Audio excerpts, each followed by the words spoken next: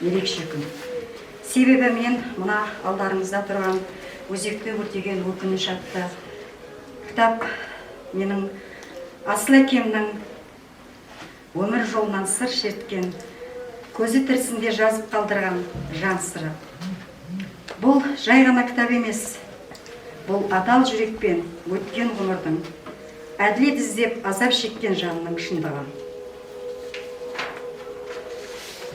Жастайынан ата-анасынан айырылып, жетімдіктің ащы дәмін татқан әке, еңбекқорлығы мен адалдығының арқасында ел құрметіне бөленіп, кейінгі ұрпаққа өшпес өнеге қалдырды.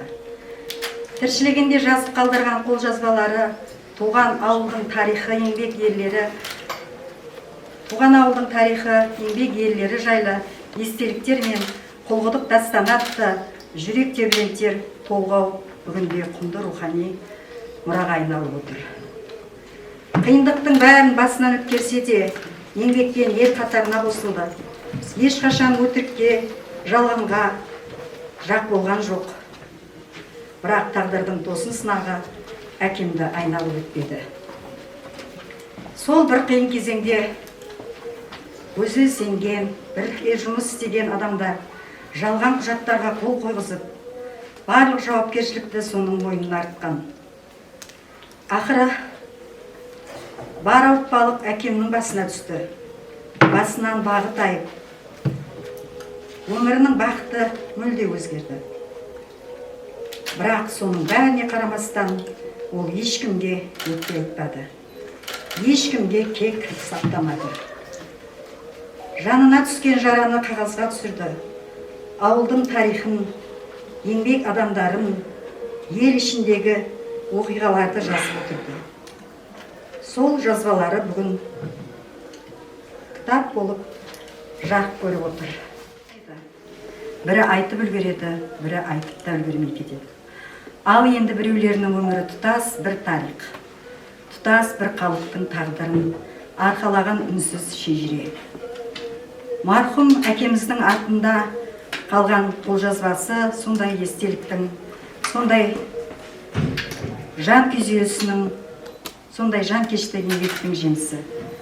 Өзекті өтеген өкініш бір ғана адамның өкініші емес, бұл елеусіз қалған ерліктің, ескереусіз қалған еңбектің елесі. Қолыма тиген осы қолжазбаны кітап қылып шығару менің перзенттік парызым, рухани міндетім. Енді сол аманат оқырманға жол тартты. Оқырманға ой салсын, өткенге тағзым болсын. Неге мен осы кітапты шығаруда өзімнің сондай ойымда жүрді.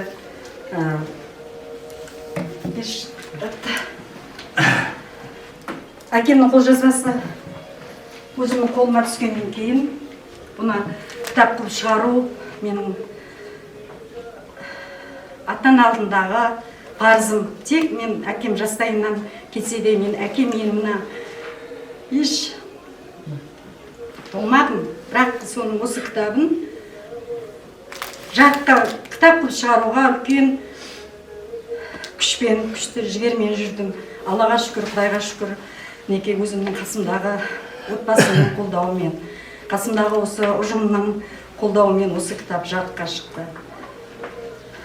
Осы кітап қолыма алған кезімде, осы жұмысқа келдім, кітап шықты деп типографиямен хабарласып отырдық, келіп алып кеттеді.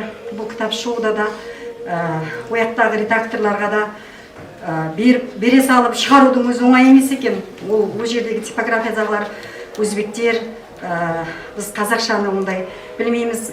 Бізге сіз электрон вариантын тастағаннан кейін оның әріптері ұшып та кетеді, түсіп та қалады. Сол үшін сізге қазақша, қазақ корректор керек деді, редактор.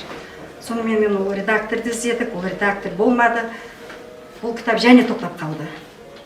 Сөйтіп бұл кітап кейін типографияның несі менің номерімді алып қалған еді. Кейін сол адамға берген, қазақ редакторға. Бір 2-3 айдан кейін бая қазақ редактор өзі шықты. Сіз мені іздепсіз, сіздің кітабыңыз бар екен деп.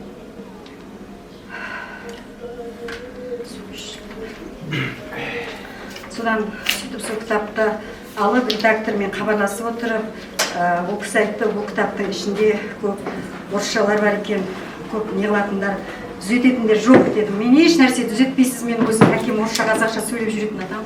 Қалай жазылады, солай шығара беріңіз. Ол әкемнің қолжазбасы.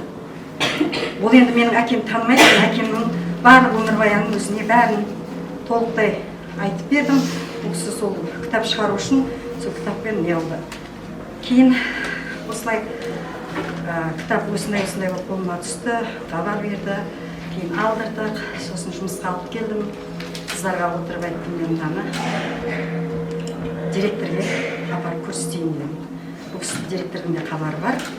Директормен айтайын, директорге көрсетейін, оған тұсаукесер істейміз деген оймен директорымызге бардым.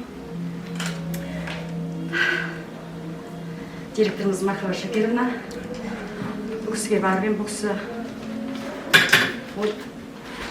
сондай қуанды. Молодец, Гүлнар апа, сіз шығарып жатсыз, бұл үлкен ерлік іш, сіздің ішіңіз. Тәбіркілеймін. Бұл кісіге де бұрын алып қойған бұл кітапты. Бұл кісіге мен айтпай-ақ, бұл кісі уже менің ойымды түсінді да, бірден бұл кітапқа тұсаукесер істейміз деді. Давай ұйымдастырыңыз, өзіңіздің жақын жұрттарыңызды, ағайындарыңызды, дадаңызбен бірге ашылған сондай бір таныстары болатын болса, сөйтіп шақырыңыз, тұсаукесерін істейміз деді.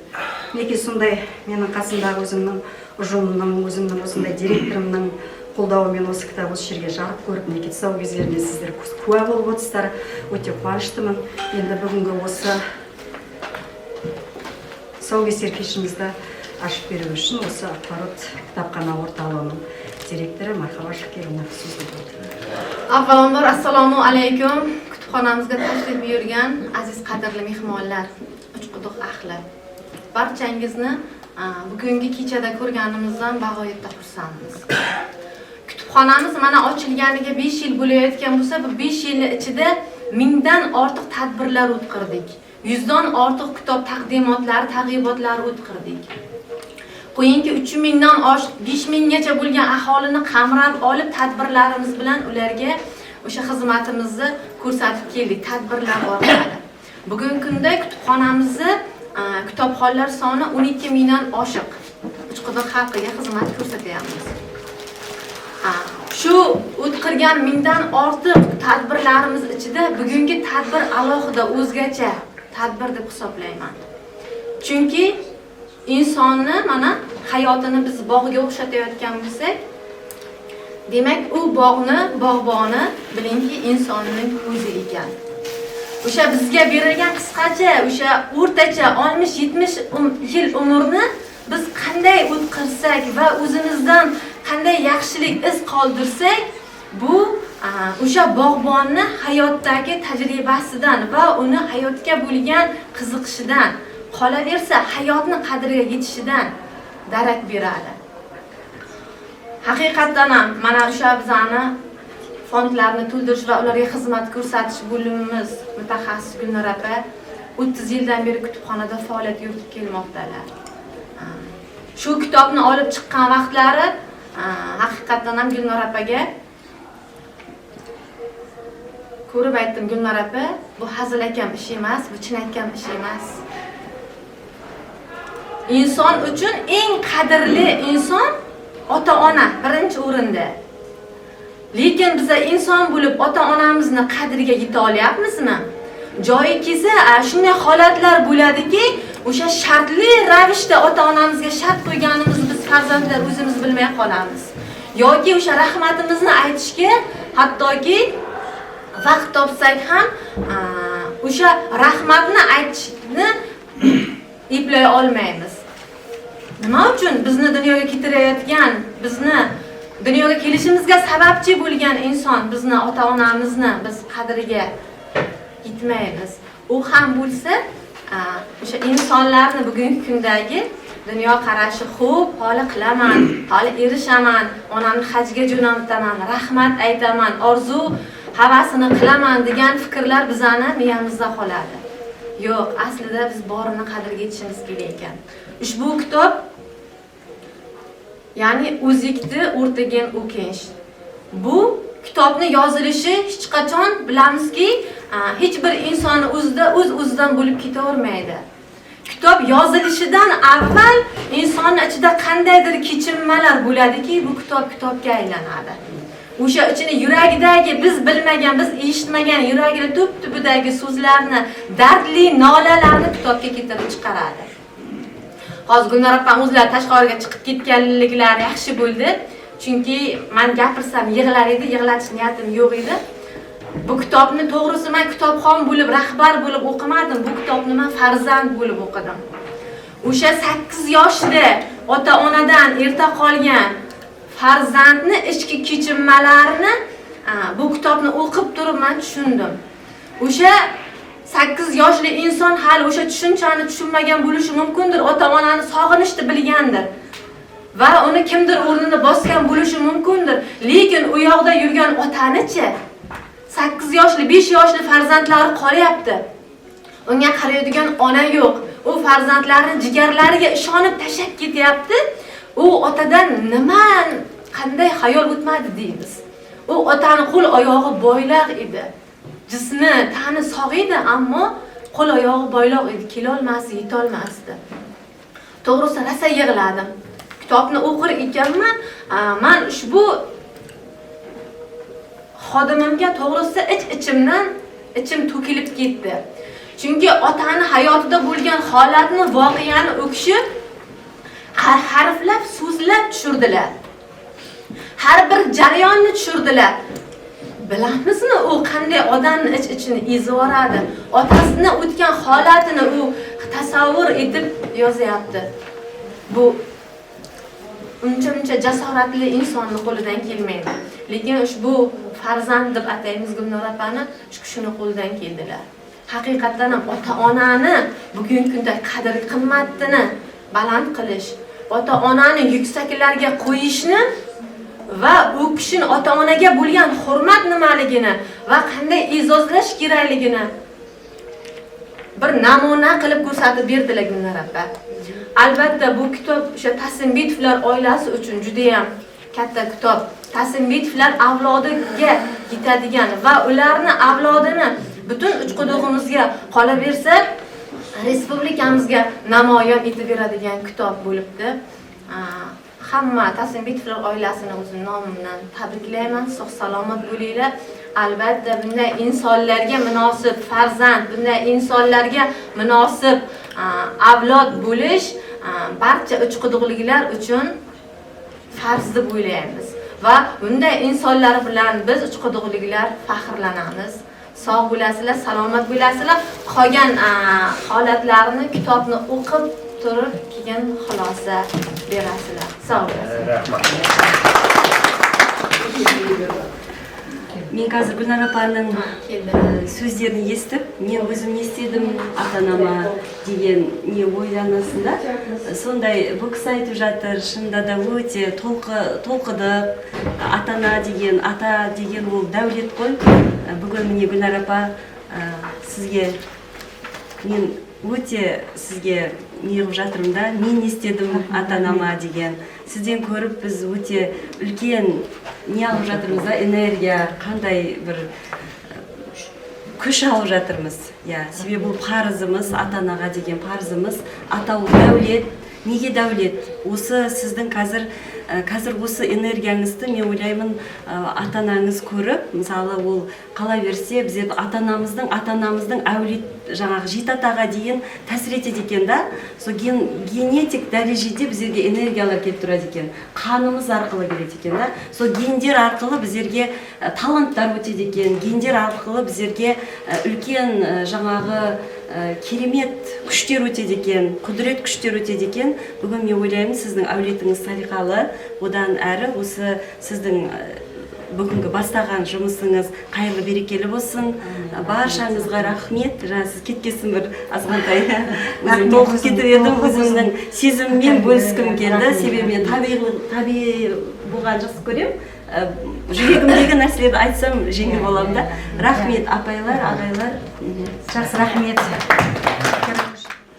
Кітапты қолға алып оқыған адамдар өздерінің пікірлерін айтып, ойларын айтып, енді сол бөлісіп отырамыз енді. Иә. Мен пікірімді айтып кетейін. Иә. Отырып айта беріңіз, ағай, отыра беріңіз. Енді мына кітаптың шыққанын естіп қуанып жатырмыз. Рахмет. Мінекей. Гүлнар, Дана қыздарына, осы кітаптың шығуына атсалысқан кісілерге бәріне біздің алғысымыз шексіз. Енді бұл кітап шығару оңай емес, жаңа айттым ғой.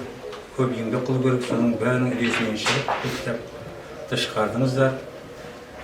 Рухтар риза болсын, желеп, жебеп жүрсін. Енді бұл кітапта оқып кейін көреміз, енді. Жалпы мен айтайын деп отқаным, Құдабай ағаның жазған естеліктер кітабын мен Жасарбай ағадан алып оқығанмын. Бұрын. Сол бойынша енді солар бәрі бұл кітапқа түскен шығар, түспегені бар шығар. Сонда да бір қысқаша тоқталып кеткім келіп отыр. Сіздің ойыңыз бөлмейін ба? Сіздің ойыңыз қазір мен жалғастырамын. Бұл Жасарбай ағама ол қалай естеліктер байқалған. Сіз енді өзіңіздің ойыңызды айта беріңіз. Сол кісіден алып оқығанмын бұрында. Алып. Бірінші мына өзекті өртеген, өкініштеген атты көріп, ат өте жақсы қойылған. Сол кезде адамның көзінен жас алмай оқу мүмкін емес. Мүмкін емес. Еріксіз көзіңе жас келеді. Қараңыз енді кітапты алмай 32-ші жылы, енді мен кітап естеліктер дегеннен отырмын. 32-ші жылы дүниеге келген екен ол кісі, 1932. 33-ші жылы әкесі Тасымбет қайтыс болған. Қараңыз, бір жас. 34-ші жылы шешесі Оңаш апамыз қайтыс болған. Кедейдің қызы қосылған. Енді мен не деген мүмкін жаңылысқан жерлері бар шығар. Дұрыс жаңылсам сол кітап сол. Сол бойынша қайтыс болған. Қараңыз, 2 жасында ол жетім болып отыр. Қиыншылық көреді. Одан енді жаңа ағасы Қалабай, ол жеріне де тоқталу керек болса тоқталам. Әміре Қалабаймен бірге туысқан. Әміре апасы ғой. Соның қолында тәрбиеленеді. Көп қиыншылықтар көреді өте. Рахила, одан кейін апасы бар, 26-ші жылғы. Рахила екеуі. Сосын 5-6 жасында енді қайтып күннің қолына келеді. Қалабай атамыздың. Сол жердегі жазғаның бойынша. Енді Қалабай атамыз өте жақсы адам, бірақ ол кісінің кемпірі Қалжан деген кісі өте қатал болады. Шет шағасын айтып кеттім ғой өзі. Енді ол жаннатта болсын, өткен кісілер ғой. Сол кісінің қолында көп қиындықтар көреді. Қараңыз, енді мен кішкентайыммен жұмыс алдым дейді. Енді жұрттың істеп атқан жұмыстарына мен өзгешелік олатынам дейді. Су тасытады дейді. Жұрт 2 шелекпен тасиды. Енді мен ондай қылмаймын дейді. Жаңа 4 шелек кететін плактармен тасимын күшімді салып дейді. Себебі қайтсем мен жағам деп келем дейді. Қақтан су әкелем, баяғы плакты ашып, мына солай деп баяғы әкелген еңбегімді мен плакты төгіп тастайды. Сондай қандай қараңыз, адам көзіне жас алады еді. Плягын төгіп тастайды дейді. Енді қаптың сол қанша еткен лай болады. Енді қандай жұмысқа жұмсаса да, мен сол төте жолын іздеймін дейді, әйтеуір жеңілдететін. Жаңағыда 2 шелекпен әкелемін, 4 шелекті плягпен әкелемін, орынды да көп болып жаңағы арқалап әкелемін. Сонда да сондай жақпаймын дейді. Жақпаймын дейді. Әзір кекетіп жаңағы Төтебай деген сияқты. Мен сол жолға, суға бару үшін төте жолмен барамын дейді. Соған жеңген дейді. Құдай қол деп енді айта бермей ат қойды дейді. Сонда қиналып өседі. Енді бұл жерде кітапты оқисыздар, жақсы қараңыз. Енді ол кісі 41-ші жылы мектепке барады, 1-ші классқа. Құлға ашылады өзі мектеп, 4 классқа мектеп болады. Сол кезде енді мұғалімдері де айтсақ болады. Мысалы, міне сол кезде мектептерде Ешмұрат ағай, Есқабыл Ешмұрат ағай болған, Әбсәт Қарағай болған, Әбдіқошты ағай болған. Енді қараңыз, тағы бір нені айтып кеткен, қара Құдай қосып, сен атаң болды ғой, Дана, пайдалы деген кісі. Сондай нені көріп дейді, маған ол кісі есепші болған. Тауардан тіктіріп, складтан, көйлекштен тіктіріп берді. Сондай қуандым. Бұндай таза нәрсені өмір киіп көрмеген дейді. Бірінші рет таза нәрсе. Бірақ соның өзі мені жақтырмай жатты дейді, таза киім киген. Енді сонда ең бірінші үстіме бірінші таза киім киюім сол еді. Кейін бұл жерде бір жақсы адамдардың есін, жақсы адамдар көп. Кейін бұл неге келіп оқиды бұл кісі. Әйтімге 4-ші класстан кейін әйтімде болады мектеп, көшіп келді. Ол жерде жақсы оқиды өте, жаңа тақтада, өзі ол кезде екі білетін шығарсыз, екі тақта болатын маған, біреуіне самолеттің суретін салып, біреуіне тасбақаның суретін салып. Баяғы жақсы оқитындарды самолеттегі тақтаға, төмен оқитындарды тасбақа тақтаға, қыстырып самолет тақтадан түспедім дейді, жақсы оқыдым дейді. Кейін 45-ші жылы бұл Құлқұдықта не ашылады? Деттон. Осы жерде болды, көбіңіз білесіз, Мірсадық Шәрбек деген кісі болды ғой. Сенің атаң. Сол кісі Деттонның директоры болып барады. Сол жерде Деттонға қабылдар кезінде неден комиссия келеді ауданнан. Құтабағымды қабылдамайды. Себеп дейді, бұл кісі 14 жаста дейді. Бұл енді 47-ші жылдары, 46-ші жылдары, 47-ші жылдары. 15-ге дейінгі балдарды қабылдау керек болады. Бұл кісі бір жыл болады да, одан кейін дипломды шығаруға тура келеді. Бір жылға қабылдамайды. Сол кезде соның алдында кіріп, жаңа Шәрбек ақсақал, қалай берді, мына Дүйсебай аға, әкім, Әпсет Қарағай Ораз. Айтып, қабылдайсыңдар, болмаса біз тиіс жерге алам, тұр жетім, әке жоқ, шеше жоқ. Көп болса, бір жыл болсын мейлі. Бір жылдан кейін біз Тамдыдағы Деттомға береміз. Тамдыда бар енді Деттом. Сонымен сол Деттомға қабылданып, енді қараңыз, Деттомдағы кезім менің алтын дәуірім басталды. Жұрт Деттом десе, қараңыз, енді мен жазып қойған менің алтын дәуірім. Яғни киім бар, тамақ бар. Енді ең бірінші үстіме киім киіп шықтым дейді, сыртқа. Таза киім. Сыртта балдар ойнап жүрді, Деттомның балдары. Енді ол кезде қатармен Қалыбай, Асан ағай, Үсен ағай, сол кісілер ғой енді, ауылдағы. Киім құлып. Мен ойынға кіре алмай тұрмын дейді да, үстімдегі киімді қиын дейді да, бірінші. Сонда көп қиыншылық көрген ол кісі. Енді ол кітапты оқып отқан кезде естелікті адам көзінен жасалмау мүмкін емес. Сондай қиыншылық. Одан жаңа мал бақат, жаңа Құрақбай ақсақалға барып малға шопан қылып қойып, одан қасқы 6-шы кластың баласы ғой, 5-6 жасар бала, қасқыры шауып, сол кезде сол жерден аман қалғаны жазылған, қандай қиындықтар көріп, мал бағып. Кейін енді 8-ші класс, Деттомды 6-шы класты Деттомды бітіреді, 47-ші жылы. Одан кейін Деттом қабылдамайды, бұл енді Тамдыға барады, Тамдыға. Деттомы ол 10-шы классқа дейін қабылдайды. Мен сол жаққа барған жаңа Нәжімедин атамда бар, Деттомға арбаға мың кезде күйе бірақ ода қайтып келеді, қалмай жылап. Оған да өкінет есім. Енді кішкентай кезінде Нәжімедин ата алып барады. Бірақ енді ол бұл кісі жылайды. Нәжімедин ата деген өзі көңілшек кісі, мына жетім балаң жылаған, мына күйеуі босап, бірақ қайтып алып келеді. Сол кезде өкінеді, мен сол кезде неге Деттомда қалмадым деп. Кейін бұл Деттомға барып жайғасады. Сол жерден бастап Деттомды өте жақсы оқиды. Енді ол жерде де жақсы адамдар бар. Деттомда да қарасаңыз, ең бірінші ол кісіге жақсылық қамқорлық қылған сол кездегі Әлқожай Пірмахан деген кісі балдар бар шығар. Пірмахан деген кісі ма? Әне сол кісі бұны бауырына басады. Жетім екенін көреді, керек десең үйіне алып барады. Кім? Пірмахан. Әкесі отыр екен дейді, Әлқожа ақсақал иншалла. Осыны мен бала қылып аламыз біз дейді да. Сондай сабақтан жақсы тұл жетім. Мына Жүсіп деген несі бар екен дейді, менен кіші бір-екі жас.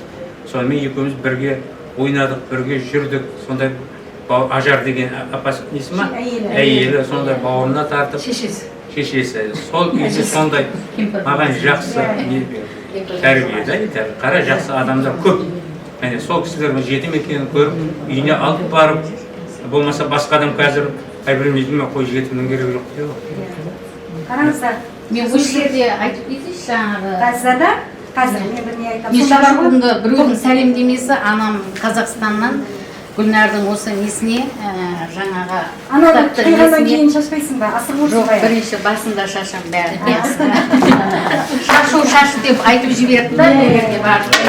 Сол Пірмақан қожаның қызы ғой. Иә. Мен Пірмақан қожаның Қуандық деген баласы бар деп жатқан Иә, жоқпын. Қуандық ағаның Қуандық ағаның кемпірі, Қуандық ағаның қайтыс кетті ғой. Иә. Гүлнар, мынау саған сенің еңбегіңе әке-шешең бір аунап түскен шығар. Рахмет, сізге де рахмет, қолдар жақтардан үшін. Сол Қазақстаннан маған айтып жіберіп жатыр, осы Гүлнарға барып осындай шашуымды шашып неғыл деп. Ата-анаң бір аунап түсті енді. Ол кісілерді мен танимын, бір кішкентай кезімде есімде папа-маманың түрлері.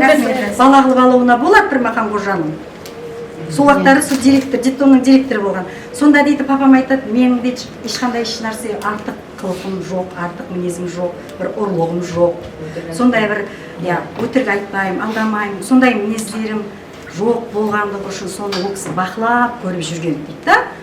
Осы адамды өзімен тартып бала қылсам қалай болады деп, сөйтіп бала қылып бауырына басып, кейін өкіл бала болып, кейін біздер қатынасып тұрдық Азизалармен, кейін Қазақстанға көшіп қону болды да. Әрқайсымыз өз бетімізде осындай Бірге өстік. бірге өстік. Қайғыландай керісіп. Кейін әйтеуір осындай заманның көшуімен, өзгеруімен біздердің қатынасымызда жаңағы үзіліп қалды. Енді бұдан да әрі енді Құдайға шүкір балдарымыз өсіп жатыр. Енді қатынасымыз одан әрі жалғаса берсін. Маған сыйлаған гүлің өзіңе де Алла еселеп қайтарсын. Гүлің құшағың гүлге толсын. Рахмет. Мені алып шығып екеуміз сол Тамдыны бірге жүрдік дейді, бірге өстік дейді. Жүсіп ағамен қатар ғой енді, 1-2 жас арасында. Енді ол сол интернатта оқып жүріп, детдомда жақсы бітіреді мектепте, 27 бала бітіріп шықтық деген, 27 бала, 24-ші выпускі. Енді одан енді сұрайын деп отқаным менің, одан мен наркозға барады, жоқ, юрпакқа барады. Наркозға барады. Бірінші наркозға барады да. Наркозда оқып жүргенде 4-ші курста, ол курстар жабылып қалады. Жабылады да бұларды юридический институтқа документтерін тапсырып жібереді. Содан кейінгі жоқ, бірінші юридический барама. Жаңылысып отыр екен, аға кешіресіз. Юрпакқа бардым дейді, ол жерде Сейділ аға болғанда, 2-3 курс. Сол кісіге барады ғой, үйге жатуға. Енді бұл жерде мен айтайын деп отқан жақсы адамдарды қараңыз, қара. Бірінші диктант бол, орыс тілден мазмұндамады, ол дейді орыс тілден. Бір орыс атына жазған ұмытып қалдым. Келіп оқып беріп, ал жазыңдар дейді, сонымен жаздым дейді. Мазмұндаманы. Орысша. Сосын ертеңінде сол көшеде ма біреу жеңімнен тартты дейді да, жеңімнен. Қарасам баяғы орыс мұғалдым дейді да, бұны танып. Сен бірден несін алып, кешегі неден шығармадан сен 5 алдың. Мен почеркімнен таныды, мақтады дейді почеркімнен. Бір ғана қате кеткен үтірден деп, жаңа орыс мұғалімі танып, оған 5 қойған айтып, 5 алдың деп, нағыл дейді. Почеркімді көрсетіп таңырқады дейді. Енді өзбек балдар, қарақалпақ балдар көп қойын тапсырып жатқан. Ең алдыңғы қатарлы почеркі деп көрсетті дейді. Енді мына қызды қараңыз. Сонда дейді, 27 бала бітіргенде дейді, мектепте менің почеркім ең алдыңғы емес дейді, орташа еді дейді. Сол кездегі балдардың қандай оққанына қараңыз да, менің почеркім орташа почерк еді дейді. Ал ояққа барып, ең алдыңғы көрнек почеркіге айналып отыр. Сонда біздің сол кездегі балдардың енді почеркісі өзгеше болғаны ғой. Тұрбек Ақсақал, Орынбеков, ол кісілермен бірге оқығандар. Мына Ибраим Ақсақал, Өтеу ағам, Қуанышбаев, детдомда өскен бұл кісілердің бәрі. Енді Қуанышбаев Ақсақалдың жаңа шешесі жоқ қой өзінің, соған байланысты. Мына Ибраим Ақсақалы соған байланысты, шешесінің несіне байланысты детдомда. Енді сонда бұяқтағы менің орташа почерк едім дейді, ортан ғой. Соның арқасында әйтеуір оқуға түскен, енді ар жағын мен біле бермеймін қайға. Енді бұл жерде жаңа енді бұны кітапта күні бұрын айта берсе, енді оның бәрі кітапта оқисыздар. Тағы бір нәрсе айтайын деп отқаным, бұл тарихи кітап деп ойлаймын. Себебі бұл кітапта енді бар ма жоқ па білмеймін. Естеліктерінде бірінші құл дастаны бар. Құл дастаны. Ол үлкен дастан. Бар ма құл дастаны кірген ба? Қараңыз, біздің құл туралы. баяғы құлдың қашып келуі, Сахан деген құл, Каукар деген қызы, байдың бұл жерден қан демеген байдың қызы ғашық болып, содан екеуі қашып келіп, құл дастан жазған, құл деген. Осыған кірген болса оқисыздар. Одан кейін тарихи не деп отқанымыз, сол кезде оқиға болған. Сол басмашылар деп сол кезде нағылды ғой. Кім еді? Қанатбай мен кім еді біреуінің аты? Қазір ойымын тұқыда береміз. Кітапқа кірді ма? Қанатбай оқиғасы деген бар ма? Басмашыларда қанында Ақтаудың ортасында. Ол кірді, бар. Кірді ма? Ол енді үлкен тарихи оқиға. Сол кісіне естелгенде жазған Қанатбай оқиғасы деген үлкен тарихи оқиға. Үлкен бұл ортада енді ар жағын мен көрдім, кімнің кітабында бар. Молдақахар деген кісі басқарады түбін. Ол кісінің неден? Нені бітірген, Көкалдашты бітірген, Молда Мұхиддин, Молдақахар, үлкен адамдар осыларды тартып сол кезде үлкен басмашыларды ұйымдасады. Сол туралы да жазған кісі осы Құдабай ағам жазған. Қанатбай оқиғасы. Одан кейін Жұбан Батыр туралы да жазған осы құлдағы Жұбан Батырдың тарихы, мына Зеребұлақ шайқасына барып, ол жерден найзаға далып Жұбан Батырға. Ол сыдық төреге еріп барады. Келгеннен найзаны сортпай келіп, құлдың басына ағайындармен қоштасып, ауылға келіп, сол найзаны сортқызып барып қайтыс болады. Міне, ол да тарихи оқиға. Оны да жазып кеткен осы Құдабай Ақсақал. Мына Қасқасу бар. Оның да тарихы Қасқасу қалай. Мысалы біз білмейміз, Қасқасу дейміз де қоямыз. Тарихын жазған Бердал Ақсақалдың, ол кісі себебі бұл кісі қиыншылық көрген осы кісі сияқты. Өте едінтік көрген, қиналған, кейін сол колхозға 51-52-де Ахмет Сүлеймен Ақсақал нені тапсырады. Үсенбай Аңсатбаев деген кісі райком болып келеді. 43-те өзі Сүлеймен Ақсақал болады директор. 51-де бұл кісі тапсырады. Ана кісі не болып келеді, ауданға әкім болды. Ол кісінің де қиыншылықты көп көрген кісі ғой, содан кейін бар, Тоқа Бердалы. Сол кісі не болып келеді. Асқарма болды да. Сол кезде енді сол жерге Аңсатбаевпен ертіп барып, газ алып соғыз үйіп отырып, сол жерде қараңыз, енді бұрын айтып бергенде өмірін, сол жерде қиыншылықтарын кітапта әдемі жазылған. Соған кәне өлең шығар деген кезде сол жерде өтіп шығарған өлең. Дастан. Сол жерде Қасқасудың басында, 69 машинаның қасында отырып, ана кісі қолқа салады, баяғы сен айтып берген өміріңді, осы жердегі түйемен жүріп қиналғаныңды, көмір атқаныңды, сонда қиыншылық көреді жаңағы, байдан жаңағы тайлақты сұрап алып, оны жарамай, сонда. Осыны кәне өлеңмен шығар айтшы дейді да, сондағы сол жерде отырып, ана кісі енді бір дарынды кісі да, сол Қасқасу деген өлеңі шығарады. Содан кейін сол жал қазірге дейін Қасқасу аталады. Болмаса басы үлкен жал ғой, бірақ аты қалды. Қазір оның жұрттың бәрі қалып Қасқасу деп атайды бәрі. Одан бұрын оған дейін оның аты болмаған, үлкен жал болып келген. Ана өлеңнен кейін Қасқасу. Енді бұл кісінің енді тарихи кітап деп отқаным, сол мына Жұбан Батыр, Қасқасу, құл дастаны енді ол үлкен дастан. Мына Ералиев туралы да жазғаны бар ма? Абдулла Ералиев ең бірінші болған. Сол ол кісінің еңбектері. Енді ол кісінің еңбегі көп, өте көп. Қалған несі мынадан кітаптан оқырмыз. Өзекті өрдегі өңіш деген тақырыпта кім қойды? Оны Сейтназаров Молдабек шығарды. Мен енді осы жерде осы кітаптың шығуынан шамайлы айтсам, бұл қалай Сейтназаров Молдабекке келді. Бір кітап чемоданмен оқып тұратын еді, кейін деген оны біздерге ұстатпайтын еді, әкем, тимеңдер, ашпаңдар ана чемоданды дейді. Әкемнің апасы да ол кісі енді қарапайым қазақтың әйелі, ондай емес тұратын еді. Біздер баламыз, кейін әкем қайтыс болғаннан кейін соны апам, әкемнің апасы алып, осы Сейтназаров Молдабек білесіңіздер ғой, Сейтназаров Молдабек Гаранов әкемден. Сол кісіге береді менің апам жаңағы, әкем апасы. Мынау балдары, екі қыз жас, мына екі қыз болса жас, мен болсам бұл кітапты түсінбеймін, қолжазба білмеймін, сауатсызбын. Сен егер сен білесің деп баяғы қолжазбаны Сейтназаров Молдабекке береді. Сейтназаров Молдабек оны өзіне алады, оқиды. Кейін 2003 жылы мен 9-шы мектепте істейтін, 9-шы мектепте жүрген кезде ол кісі Гарановец заведующий звондап шақырды. бардым, өзі орнынан тұрып, шкафынан алып берді. Мынау папамның қолжазбасы. Баяғыда Рахил апам, сен папаң қайтыс болғанда маған табыстаған еді. Сен ерлік қыл деген еді. Міне мен қолымнан келгенінше 1900 жылы мен газетте редактор болып істедім. Ол уақыттары мен оны қолжазбаға берген жоқпын деді Сейіт Назарбаевты. Себебі өзі редактор болғаннан кейін жиенінің мақаласын беріп жатыр, қолжазбасын деп айтады деп мен бермедім. Ақниязовтың кезінде бердім деп маған берді қолжазба. Содан өзекті өртеген өкініш қылып, ол кісі сол өзі оқып шыққан, айтылды сол тарихи бір адамдағы қайғы, мұң шертетін кітап болғандықтан атын өзі қойған ол кісі.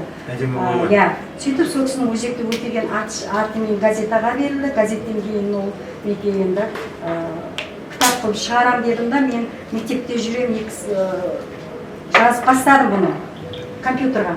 Үлгере алмайым, қалып кетейін, бір қолым босағанда жазам да.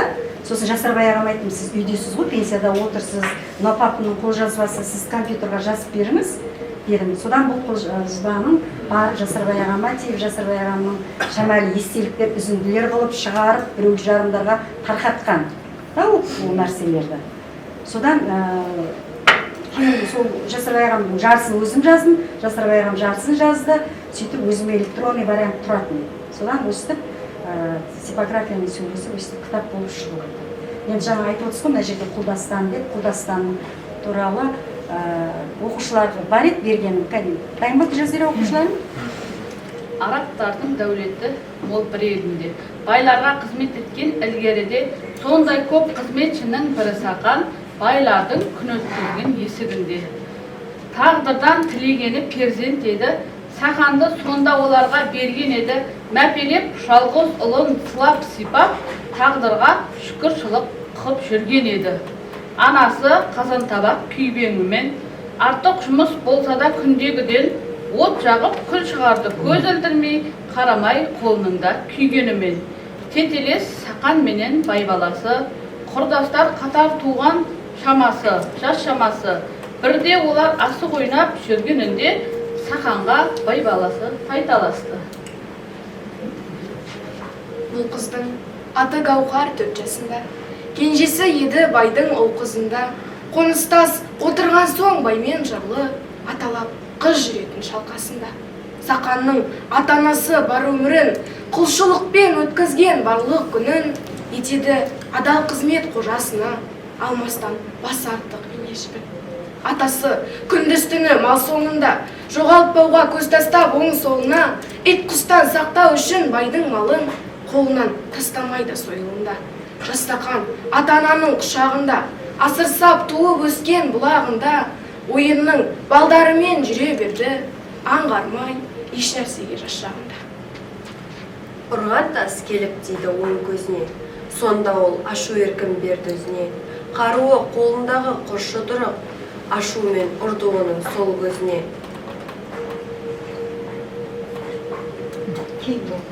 Асығын Сақан оның ұтып алған, сол үшін бай баласы дау шығарған. Жерде жатқан тасты алып толықпен, Сақанды байқаусызда қойып қалған. Ойбайлап бай баласы кетті қашып, жеңгендей Сақан қалды көңілі тасып. Ашумен алғашқыда байқамапты, оң көз жоқ кейін білді қолмен басып. Көзінің үңірейген орнын басып, жас Сақан жетіп келді үйге жетіп. Атасы қойдан келіп отыр еді, шығарып шаршаған мауқын басып. Тағдырдың тілегені Сақан еді, көңілі Сақан барда дархан еді. Болығып ашуменен ұшып тұрып, кідірмей бай алдына барған еді. Толғау дейсің, өзінің құлдыққа деген, өзінің туыстың жеріне деген сүйіспеншілігін солай келтірген. Толғаулар деген. Енді қайраттан мен тастап қойдым, термеге айтуға болады. Бұны қанша маған кімдер қолқа салды. Анау Қызылордадағы Алмас жаңа қой, сол кісіге бер деп, осы жақта жүргенде. Шүкірбай ағам әйелі Гүлдар апам. Берсе Гүлдар апам да, Шүкірбай ағам әйелі. Сен соны Алмасқа бер деп. Сөзі бермедім, соны терме қылып айтады. Жырау. Осы жырау болғанда да жеңгелерінен Палма Жемшірі әкемді жырау деп ат қойған екен. Жырау дейді, мен есімде жырау бала, жырау бала. Ажар апа, сіз не білесіз? Мен әкем туралы. Сіз бұл уақыттары жас. Бір күні қысты күні кассетер машинамен осы тариханы алып шығып кетті. Түн ішінде. Қуан екеуміз кішкентай қыз қасында жүрді. Құдай ағам сауатты кісі еді, мейірімді кісі еді. Еш уақытта ешкімнің көңіліне тимеген, баланың маңдайынан сипап, мына кітаптың аты сондай өзінің басынан өткен нәрсеге лайықталып қойған екен. Өзі бәрі дұрыс. Өзінің басынан өткен қиындықтарды толық жазған. Естігендеріміз де бар. Аштықтан, жалаңаштықтан Құдабай ағам көп азап шеккен. Біздің атам айтып отыратын еді, 36 жылы ауылда сайлау болған. Сол сайлауда мал сойып қазанға алқадасқан ғой. Содан кім Құдабай ағам бейшара аштыққа шыдамай жаңағы қазаннан бастап қашқан дейтін. Сол бар ма екен кітапта? Онда жоқ, ана кітабында бар. Бірақ атам көп айтып отырады. Кейін ас болып жатқан ғой. Аштығынан сонша. Басына қол салып алған ғой. Басына қолын шыдаған сол қолының күйгенді сөйтіп алып қашты. Аштықтан әбден азап көрген Құдабай бейшара деп отырады. Бірақ сауатты болған. Айттым саған қаламқас деген өлеңді беріп отырған орысшаға. Енді мен ұмытып қалыппын, басында айтқан привет тебе қаламқас, ход скот тебе малмен бас деген жер ғана есімде қалды да. Екі ағам көп айтып еді. Сондай жүйрік кісі еді, жақсы кісі еді, сыйлы еді, адамдардың бәріне құрмет қылатын еді. Мен шешемнің інісі бағасын нағашым дейтін. Тариханы жеңге деді. Тариха бейшара көп жылға дейін бала көтермей жүрді. Алматыға барып естері оразақпен лишение алып келіп осы сені туды. Ақылды асыра барды. Бірақ ақылды мынандай қылып шайқатып өздері.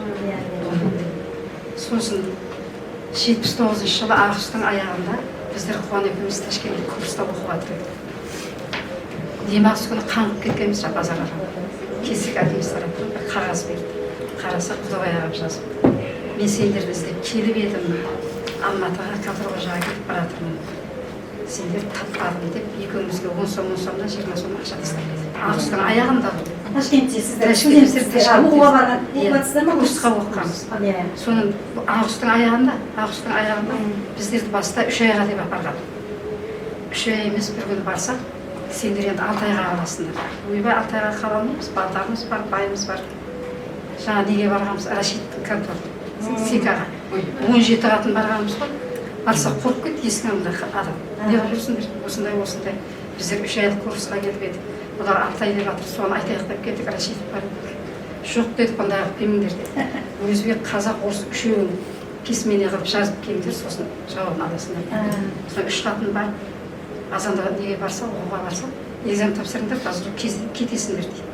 Бірден экзамен тапсырып, енді қайтуға августтың аяғында билет жоқ, самолетке де билет жоқ, пойызға да билет жоқ. Автобус, бірақ автобус. Сол автобуспен қайтып келсек, баяғы Құдабай ағам жаман жүргеме тиді. Келсек қайтыс болды. Алматыдан барғанда, қайтқанда неге білмеймін ондай. 79-да августтың аяғында қайтыс болды. Жақсы кісі еді. Ұрпағымен жалғасын. Әр уақытта есімізде еді. Іздеген мен таппаймыз ол кісілерді. Сонда да мәңгілікте жүрегімізде сақтаймыз. Ұрпағыңмен мың жаса. Өсіңдер, өніңдер, бірақ Құдабай ағам мен Тариханы аты мәңгілік есімізде жүрегімізде жүр. Талабың оң болсын. Алла күш қуат берсін. Балдарыңның балдарына кететін естелетін нәрсе қолыңнан келген. Үлкен қызмет болды. Балдарыңның рәтін көрді. Басқа не дейміз? Жақсы. Қалғандар аман болсын. Рахмет, сол қоя сіздерді, менің әкемді көрген, уақыттар сіздер жазсыздар. Әкемнің көзін көргендер, алтынның сынықтары деп шақырып отырмыз. Үлес отырдық. Онан кейін біздер көшіп кеттік, ізімізден тағы көшіп барды ізімізге. Анада жерге, мынада жерге болды. Тариха бейшара жеңгеміз болды, қазан деді. Өмірі күліп жүретін кісі еді. Күлкінің адамы еді. Сәл жерде әңгіме еді. Неше жерде күліп кетеді. Жақсы еді. Қалғандар аман болды. Қайпа, сен не айтасың? Мен бұл кісіні қайдаға демейтінім, ата дейді. Ата ғой? Бабамның баласы болғаннан кейін. Ол кісіні көрдік, үйден талай дәм татты, бірге жүрістерін, істеген істерін бәрін көрдік. Жақсы адам еді, өте жақсы адам. Саған үлкен рахмет, осыны кітабын шығарып отырған, естелік қылып. Балдарының рәтін көрді. Біз ол кісіні өте жақсы көреміз. кісілер енді Иә. кісілерді көріп сол кісілерге жаңағы бұл кісінің сізден кейінгі нешінші ұсағанымызда кәдімгідей жұпар өзі де айтатын еді да, жұпар келе ма деп едім. Жұпарды басқаша көретін еді. Мұсаны бауырына алып, ұлым жоқ деп жұпарды келін қылғысы келіп сөйтетін болған. Жұпардың өзі айтатын еді. Мен кірсем де шықсам да, сол Мұсаны да жақсы көріп, өзіне жақын тартып, атам дегенді қиялы кісіге қиылып отыратын еді. Алғысы, бірақ оны бермеген. Жұмабай апамыз бермеген. Қайтыс болған кезінде де қызметтерін істедік, иә. Анаңды да көрдік көзімізбен. Ол кісінің де қызметтерін істедік. Жақсы кісі, өзіне ұсаған. Жақсы еді. Біз үйге келетін еді, маған Қалипай ет ас дейтін еді, маған ет жейік деп. Иә. Анау еттерің тұр ғой, неге аспайсың, ас дейтін еді маған. Иә. Қазанды кісі. Иә. Сөйтіп, сондай жақсы тату тәтті жүрдік. Сол қысқа Көрдік бәрі. өмірлері қысқа болып кетті ғой бәрі. Қайтыс болғаннан кейін баласын жаңағы детдомға беремін дегенде мен айтқанмын атама, ата детдомға бермеңіз, ол баланы мен жібекпен қызым емізу керек, сонымен қосып асырайын, мен бағайын соны, маған беріңіз дедім. Жоқ деді, детдомға береміз деді, алып кетті. 3 айдан кейін бала қайтыс болып қайтып келді. Қайтып әкеліп ауылға қойды. 76 жылы. Менен кейін 76 жылғы Ернар деген ұл болған. Сол ұл болған кезде неге себеп папам түрмеде өлесіздер? Неге детдомға бер дейді баламға. Өңше мен есімізде кішкентай Рахил апамыз деген шара есікке бөлейді, алады, жаңағы бала тоқпақтай аппақ, көз бағалар жинап есікте. Мен де көрдім ғой, көзім қимайды. Апам деген аузына нелерін түстерін беріп атады, біздерге тербетеді, бір жылап, бала болып, жылап мұндай қылмайды дейді, біз мағамыз ештеңде. Сонда папам деген бейшара түрмеде жатып қоймады, өзі детдомда өскен, детдомда жақсы күшті қараған, басынан детдом түрмеде болғаннан кейін апама сен өлтіріп аласың дейді, жаңа әкем апасына да, Рахил апамызға. Сен өлтіріп аласың, детдомға бер деп қоймады. Сонымен ол баланы детдомға жіберді, детдомға жібергеннен кейін енді шешемнің қырқа болайын деп отқан кездері шешемнің жалғыз інісі бар, Тамда, қазір осы қайтыс болып кетті ғой, ол кісі. Сол енді апасының қырқына баруға шығады жолға, Тамдыдан немен айналатын болады, Бұхарада жатыр, жаңа інім детдомда. Сол баланы көріп келейін, сосын бар, қуарып кетем. Барып, барса воспитательница, тәрбиешілер айтады, азаннан бері нәр татпайды, жатыр. Сөйтті баланы. Сөйтіп та қолына береді Мүсірептің жаңа нағашымыздың. Мүсіреп айтады, көзіме бітелеп қарап жатты. Содан кейін шетінеген қалада.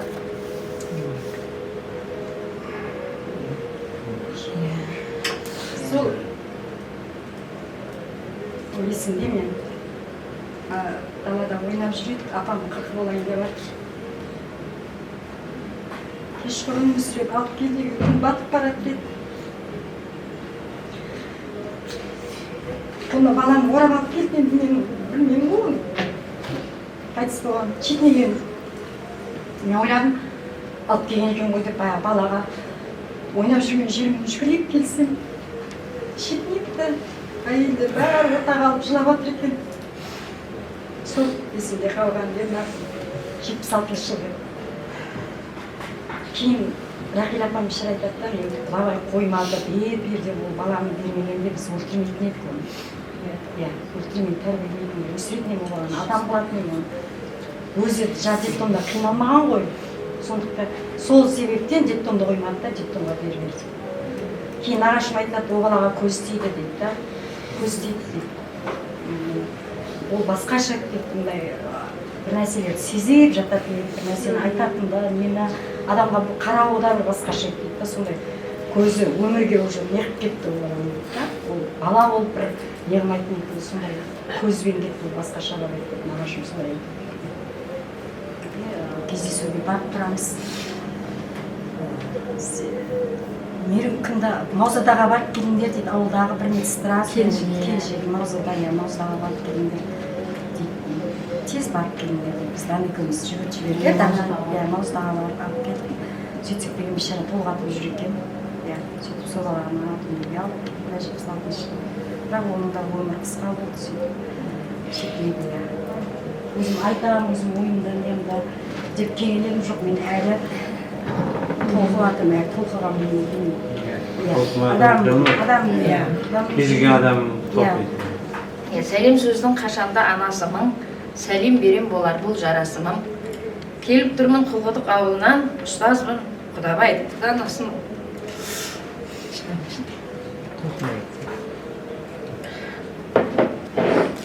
Атана баласына қалқан болған,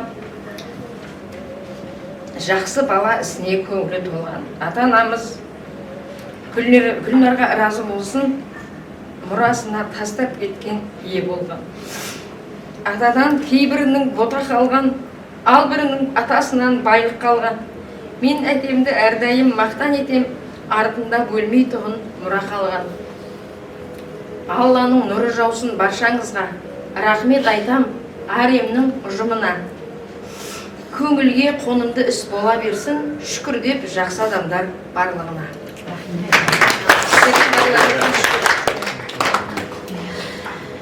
Rahmet. Haqiqatdan ham bo'lmaydigan tarix bor. To'g'ri, ota-onangiz erta ketgan, ammo ularning nomi haligacha barhayot. Yana nechidir asrlar davomida Xudo xohlashi o'sha Qosimbekov avlodining davom ettiradi. Klassdasim men riza bo'ldim. Allohim o'ng bo'lsin. Bugun жұмысты жүзеге шығарып, ер азаматтың ісін істеп отырсын. Рахмет. Иә, әрдайым деген сауалдың мықты болсын.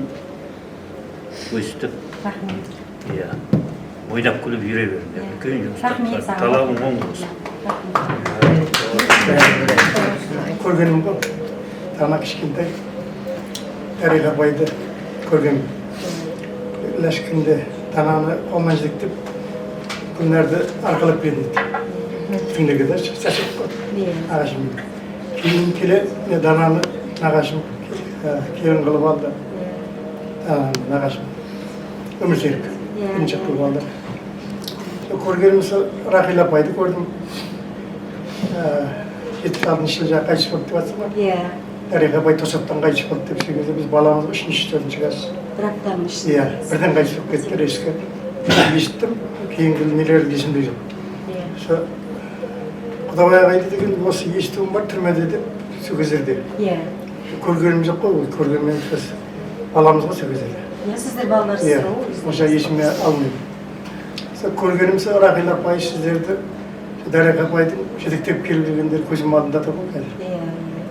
Қиыншақ көргендердің. Сол ғой көз көргендерді сіздерді атама, әке-шешем осы де, әке-шешем көзін көргендерді. Соныған қарамастан соңғы осы кітапты шығарып, өздеріңіздің парыздарыңызға рахмет.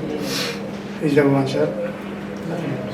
Менде бір есімде қалған жері жаңағы Дариға апа әжем өкіл қыз қылып алған ғой. Папамды әкем бала қылып алған детдомның есімізінде. Ал әжем өкіл қыз қылып алған. Дариға апа постоянно үйге келіп тұратын еді. Мен кішкентаймын, еміс-еміс есімде де көзім алдымда қалады ғой бір кіттай. Сол кезде Гүлнардан айнымайды мамасынан айнымайды. Сол кезде больницаға жатуға келген еді, сол әжем көп не қылатын еді, сол қатынап сөйтіп тұратын еді да, мен есімде қалған. Біздер кішкентаймыз. Одан кейін өсе келе, сен екеуің біздің үйде жүретін еңдер ғой, постоянно бірге ойнап, төртеуімізді әжем бейшара айырмайды. Маған не алса, обязательно екеуіне қоса алады. Бөле жармайтын еді да, төртеуіміз бірдей жүретін еді. Ойнап күліп, сол уақыттар есімде қалған. Енді әжем бейшара өкіл қыз қылып алған, Гүлнарды өзін төркіндетем деп кейін өмірден өткесін шешең. Сөйтіп айтып жүретін болған. Соны енді бір сіңілім бар мен Қазақстанда. Сол сіңілім қайта-қайта айтады, Гүлнарды мен төркіндетем дейді. Не жетсін, Клара сөйтіп айтып жүрді, әрдайым айтады, не қыламын. Жаңағы Тұрмахан қожаның кемпірі Ажар деп айтады. ғой. Мені төркіндетем дейтін болған, сөйтіп жүргенде өзі қайтыс болып кеткен. Енді және 60 жылғы қызы бар. Енді сол мойнын алып жатыр дейді, таянып күтемін. Алла берсін. Қияттан да бұрын көбіне кедейлер жағында жүрген мен. Осы ауылмен бас жат деп қуанағандарды кәдімгідей не қылатын едік. Бұл кісілер біздің аналарымыз. Болған жоқ қой білмеймін да. Болмаса кейін болатын дейтін бар. Жоқ келін қылмай деп сөйтіп. Иә, өзіміздің кәптің қызы болғанмен, мен тәрбиелеп өсірген апам мына кісілердің аталарының келінеді да, қонағым, Рита апайдың күйеуі болып келеді қонағы. Сондықтан біздер осы кісілерге қарындас болып не қылдық, қарындас болып өстік. Иә, бас жақ деп бұл ауылды біздер басқаша не алатын едік. Үлкен ауыл дейтін едік. Қонағым, не білесіз, сіз не көрді, не білесіз? Білем, жақсы. Ескенімізді көріп. Иә, сіздер балашасыздар. Айтқан жерім жанатта өзі. Бір аулап түскен шығар бүгін. Апа деген өте ақ жағын кісі. Жаңағы есімде кей аламда, естеліктерімде де бар да ана жері. Бұл кісі тамда да оқып 10-шы класс кезінде Игілікова Гүлжихан деген апай сабақ беретін болған 4-ші класста. Енді ол кісінің жұмысы көп еді дейді, жиналыс дейді, басқа дейді. Ол кісі 10-ші класс қой. Құдабайған 10-ші класс, 4-ші класс қалып барып, сен сабақ өт дейді екен де, өзі жаңа жиналысы бар, үйі бар, тіршілігі бар, көп сабақ берген 4-ші классқа, 10-ші класста оқып жүрген кезінде. Алып баратын кім? Игілікова Гүлжихан деген апайды. Кейін енді ол кезде білмейді ғой, кейін Дариға апайды алғаннан кейін барып білгенде, айтып атқанда, сол кезде мен 4-ші класста оқитын едім, сен сабақ берген едің біздерге деп, нені қосуы.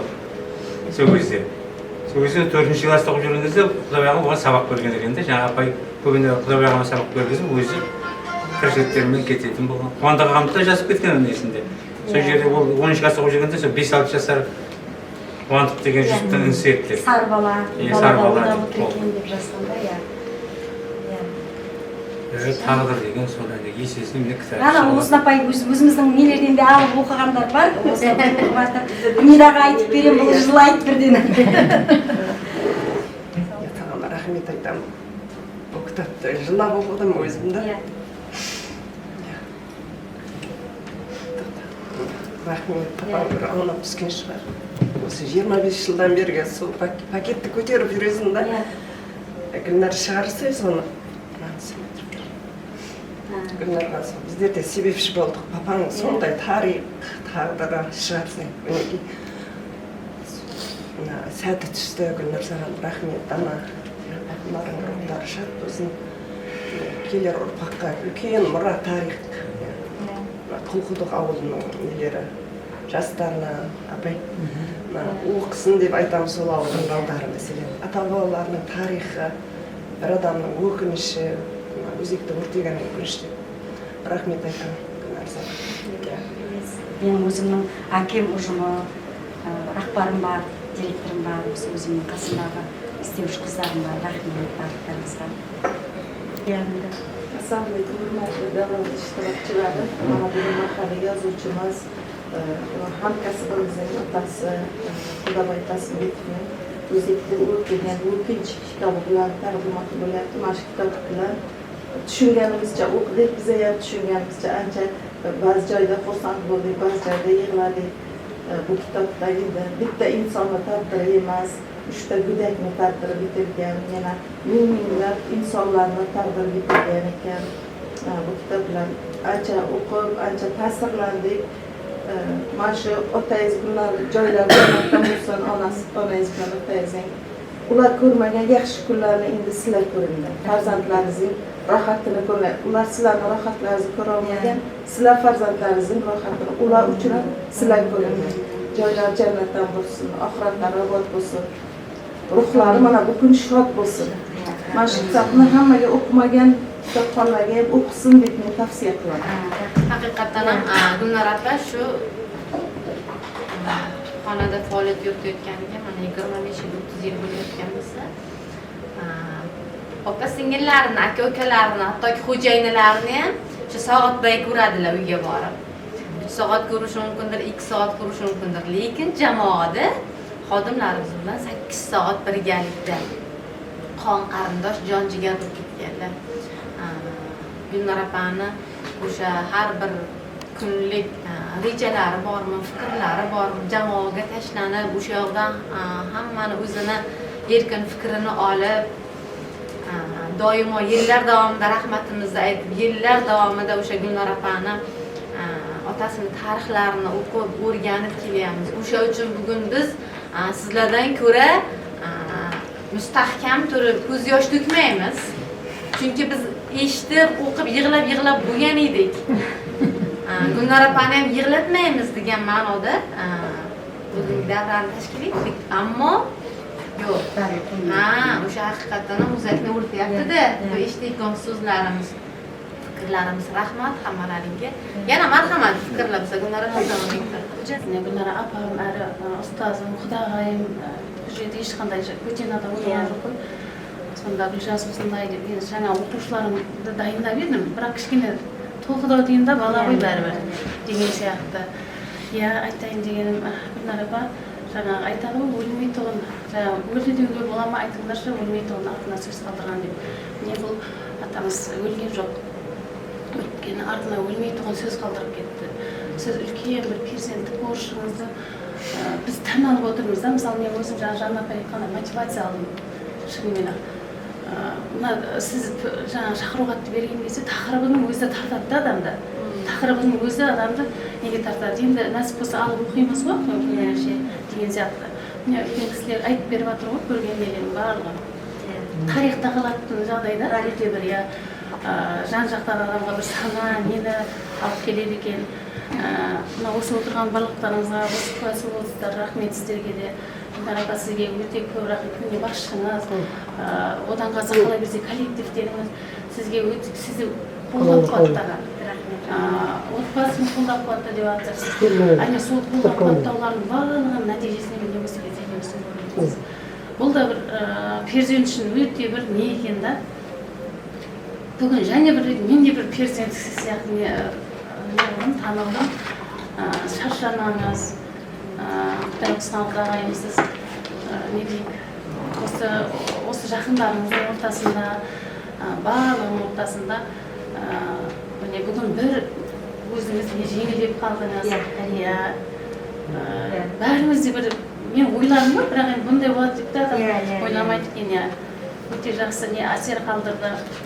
Шаршамаңыздар, әрқашан отбасыңыз үшін, коллективіңіз үшін, осы жақсы адамдарыңыз үшін, әрқашан аман болыңыз. Денсаулығыңыз мықты болсын.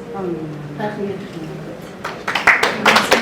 Бұл жерге де қазір Гүлнар апаменен, Гүлнар апаның әкесімен, атасымен байланысы бар кісілер келіп отыр екен. Енді мен қалай Гүлнар апаменен танысқанмын, жақын болғанмын дейтін болсақ, менің де кез келген адамның өмірінде бір қандай да бір кезең болады екен. Менің де өмірімде осындай бір кезең болған кезде Алла маған Гүлнар апаны сыйлық қылды. Сол кезде мен Гүлнар апамен сырлас болдым. Ол кісі маған ақылын айтты.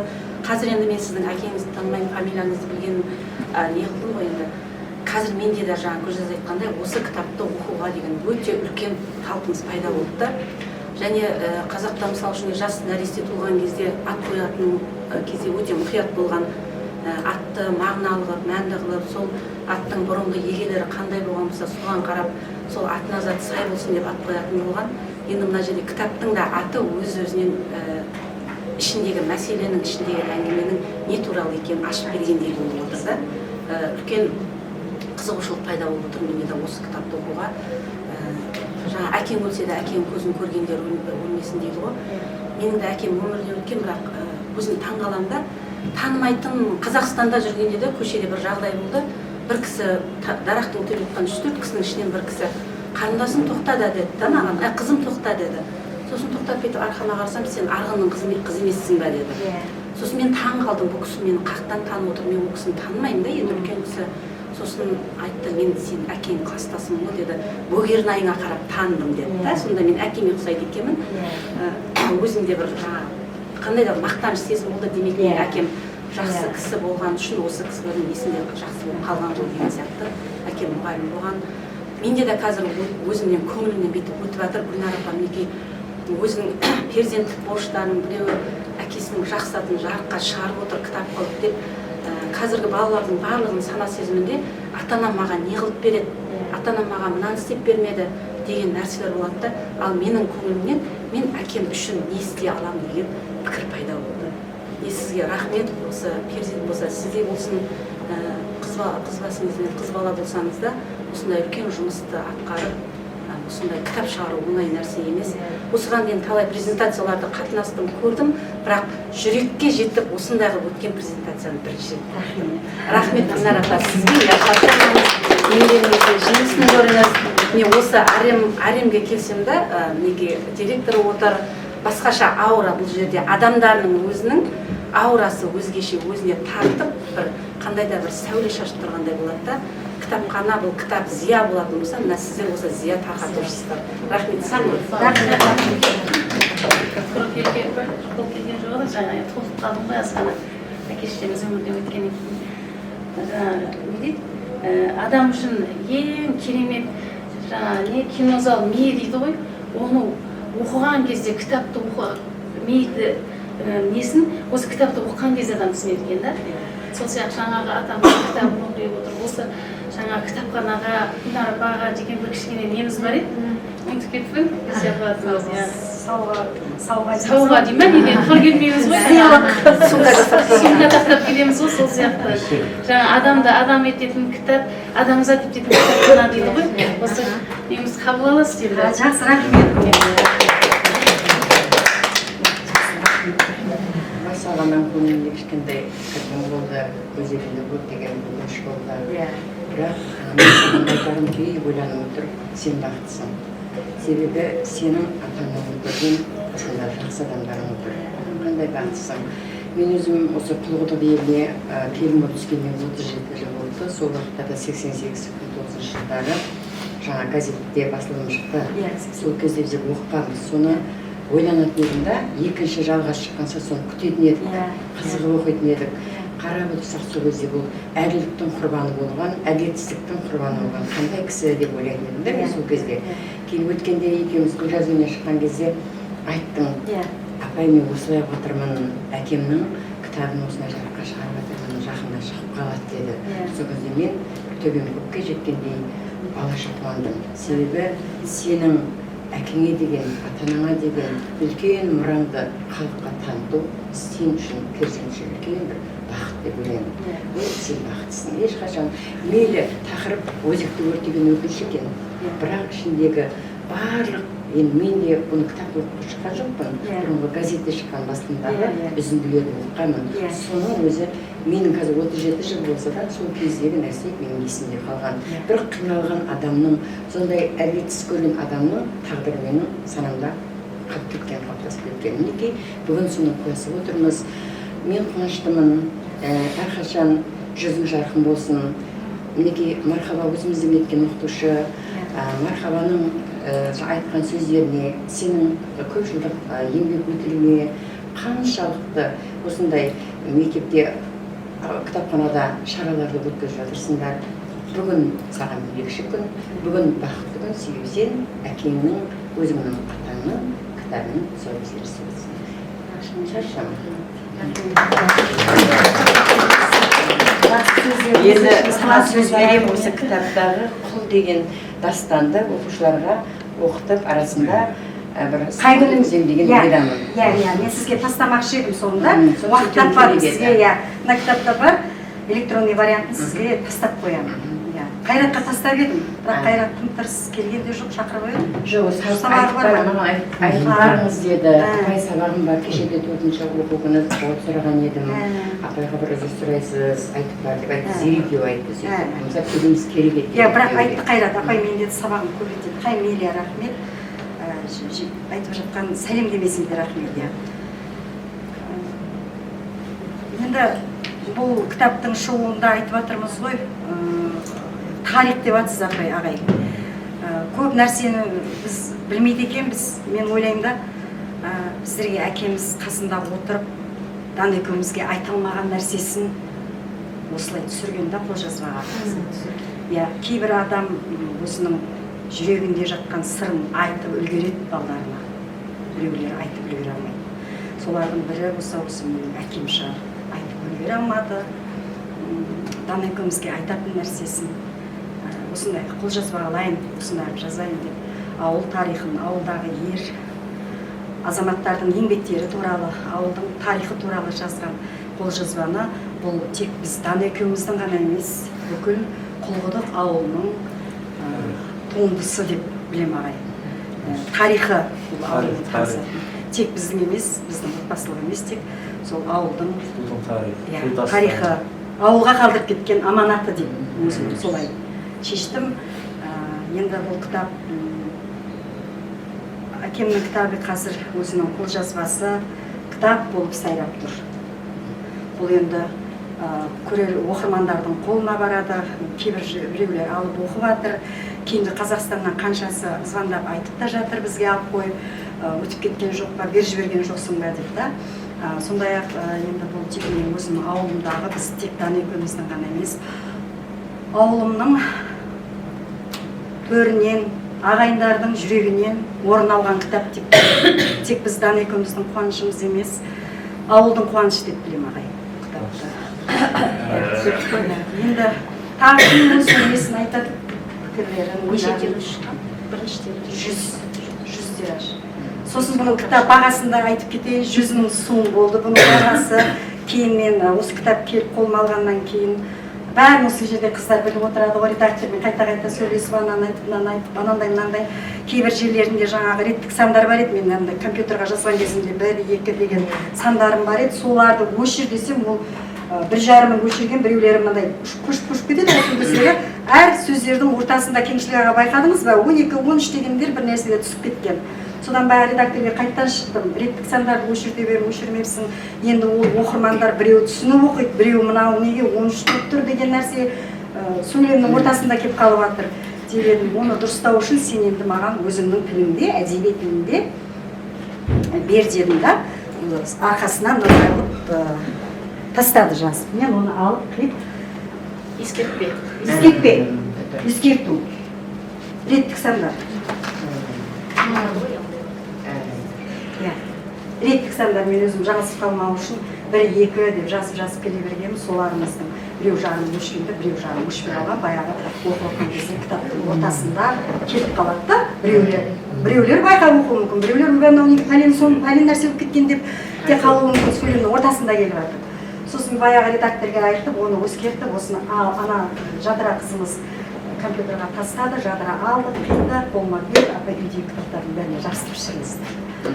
Енді бұл өзімнің ұжымымның арқасы, қыздарымның қолдауы, айтып жатырмын ғой, өзімнің директорым Махаба Шакировнаның қолдауымен осы кітап осындай жарыққа келді.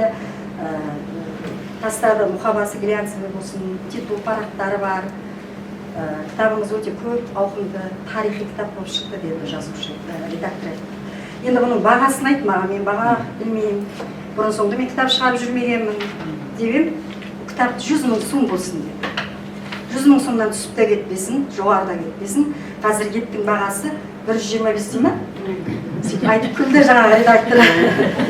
Сіз еш қинамаңыз деді. Бұл тарихи кітап, бұл өте жақсы күшті жазылған кітап деді. 100 мың сом деді. Сонымен Данаға айтам, Данаға 100 мың деп, Дана бірден келгенде 10 кітап ауылға алып кетті. Сосын Данаға звондаймын ғой, қойып, яқты Дана. Ауылдағы адамдардың қалтасы көтере ма, көтермей ма, 100 демеш, 80 демем, Дана айтты, уже алып кетті. 100 болды 100 деп.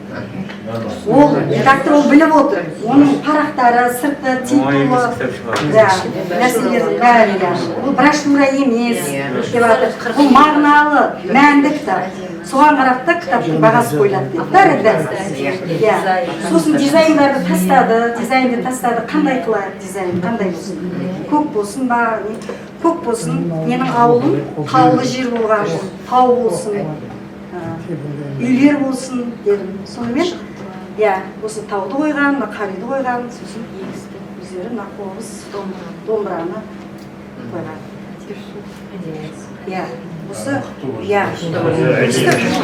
Өстіп осы кітап дүниеге келді. Бүгін өздеріңізге осыны тұсаукесерін істеп отырмыз. Тұсаукесерін енді мына жерде Жасарбай ағам кесу керек еді, сіз кесесіз ұрпағымен мың жаса. Саған үлкен рахмет. Бала-шағаң ретінде өмір жасын ұзақ болсын.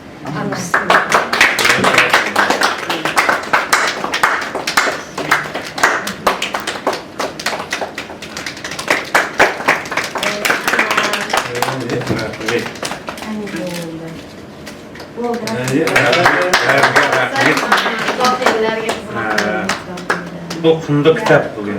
Құнды тарихи кітап. Ешқандай нағылмайды. Құнды кітап.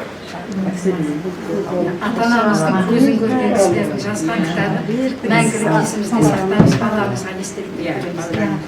Және де айтарым, мына киелі құлғыттың азаматтары, азаматшалары, Қазақстандағы, ауылдағы кісілерге шақыру айтамын. Мына келе жатқан ауылымыздың 100 жылдық мерейтойы болады.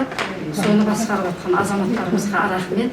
Сол тойға келіңіздер, сол тойды Алла тағала аман-есен өткізуге нәсіп етсін. Бәріңіздің де бастарыңызда жақсы күндер кездесе берсін. Hurmatli mehmonlar, o'sha Hasanbetovlar oilasining do'stlari, yaqin qarindoshlari, mana haqiqatdan ham bir necha asrga yetkilik bir tarixga ega bo'ldik. Yuqorida aytib o'tganimizdek, har bir farzandni ota-ona oldidagi burchukdek. Ammo uni hamma farzand ham amalga oshira olmayapti. Lekin ushbu farzandlik burchini ayol bo'lsa-da o'sha mard jasur erkaklarni shuni qilib bugungi kunda nafaqat uchquduqqa qolaversa o'sha butun davlatlar aro desak ham bo'ladi, Qozog'iston Respublikasidagi uchquduqdan ko'chib ketgan aholimiz, qon qarindosh jan-jigarlarimiz hammasi bu kitobni mutolaa qilishadi, Xudo xolasa. Albatta ushbu kitob yurtimizdagi barcha yoshlarga ota-onani hurmat izzat qilish, ota-onani oldidagi burchini oqlashga xizmat qila oladi.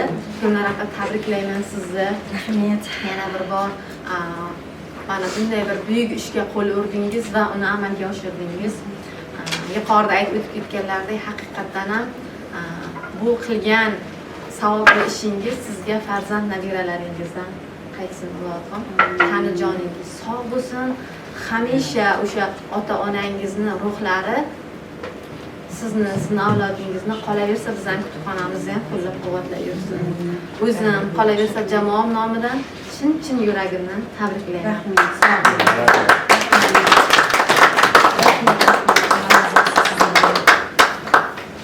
Rahmet sizlerге de бүгінгі менің қуанышыма неше жылдан бері түнші қолға шықпай, жарыққа шықпай жатқан кітап.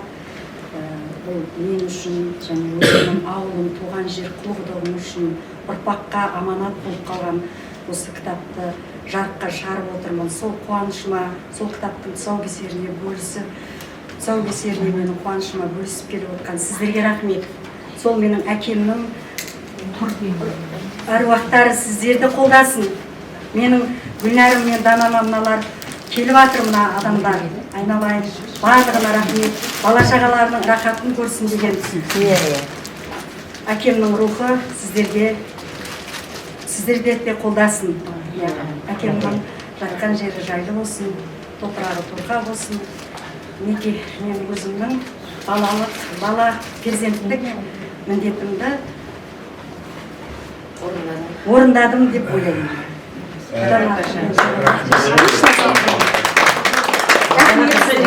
Өзімнің жамама рахмет.